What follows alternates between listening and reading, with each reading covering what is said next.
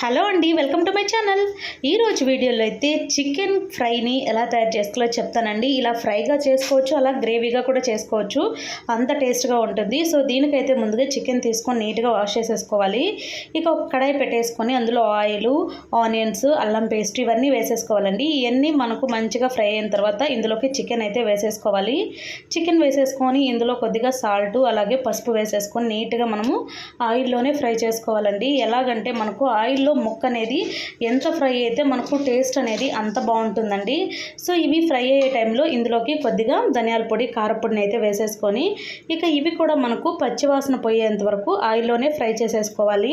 ఇలా మొత్తం deep fry అయ్యేంత వరకు పెట్టుకొని కొద్దిగా పక్కకు తీసేసుకున్నామంటే మనకైతే చికెన్ ఫ్రై రెడీ అయిపోతుంది.